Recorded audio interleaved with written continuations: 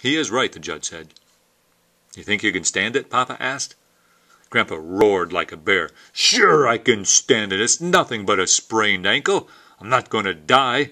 Build up that fire a little more." While Papa and the judge made Grandpa comfortable, I carried wood for the fire. "There's no use standing around gawking at me," Grandpa said. "I'm all right. Get that coon out of the tree. That's what we came for, isn't it?" Up until then, coon hunting had practically been forgotten. The tree was about 30 feet from our fire. We walked over and took a good look for the first time. My dogs, seeing we were finally going to pay some attention to them, started bawling and running around the tree. Papa said, "It's not much of a tree. Just an old box elder snag. There's not a limb on it." "I can't see any coon," said the judge. "It must be hollow." Papa beat on its side with the axe. It gave forth a loud, booming sound. He said, "It is hollow, all right." He stepped back a few steps and scraped his feet on the slick ground for some good footing. "Stand back. Hold those hounds. I'm going to cut it down. We need some good wood for our fire anyway." Squatting down between my dogs, I held on to their collars. Papa notched the old snag so it would fall away from our fire. As the heavy axe chewed its way into the tree, it began to lean and creak.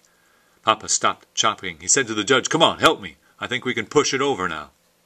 After much grunting and pushing, snapping and popping, it fell. I turned my dogs loose. On hitting the ground, the snag split and broke up. Goggle-eyed, I stood rooted to my tracks and watched 3 big coons roll out of the busted old trunk. One started up the washout, running between us and the fire. Old Dan caught him, and the fight was on. The second coon headed down the washout. Little Ann caught him. I heard loud yelling from Grandpa and looked that way. Old Dan and the coon were fighting close to his feet. He was yelling and beating at them with his hat. Papa and the judge ran to help. The third coon started climbing up the steep bank close to me. Just before he reached the top, his claws slipped in the icy mud. Tumbling over end, he came down. I grabbed up a stick and threw it at him. Growling and showing his teeth, he started for me. I threw the fight to him then and there. Some 10 yards away, I looked back. He was climbing the bank. At that time, he made it and disappeared into the thick cane. Hearing a squall of pain from little Ann, I turned. The coon was really working her over. He had climbed up on her back and was tearing and slashing. She couldn't shake him off. Grabbing a club from the ground, I ran to help her. Before we had killed our coon, old Dan came tearing in. We stood and watched the fight. When the coon was dead, Papa picked it up and we walked back to the fire. "How many coons were in that old snag?" Papa said. "I saw 3, I said. "One that got away climbed out over there." I pointed in the direction the coon had taken. I never should have pointed. My dogs turned as one and started bawling and clawing their way up the steep bank. I shouted and scolded, but to no avail.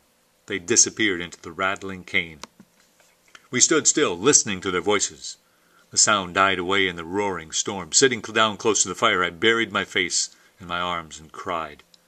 I heard the judge say to my father, "This beats anything I have ever seen. Why, those dogs can read that boy's mind. He just pointed at that bank and away they went. I never saw anything like it. I can't understand some of the things they've done tonight. Hounds aren't usually that smart. If they were collies or some other breed of dog, it'd be different, but they're just red-bone hounds, hunting dogs."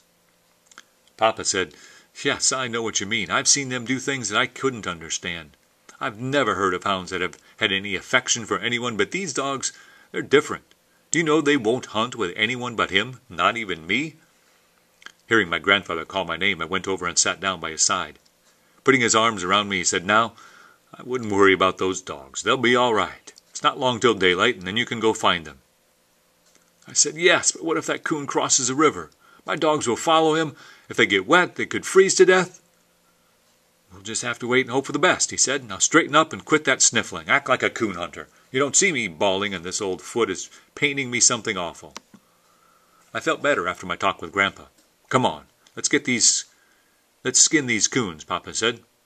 So I got up to help him. After the skins were peeled from the carcass, I had an idea. Holding one up close to the fire until it was warm, I took it over and wrapped it around Grandpa's foot. Chuckling, he said, "Boy, that feels good. Heat up the other skin the same way." I kept it up for the rest of the night.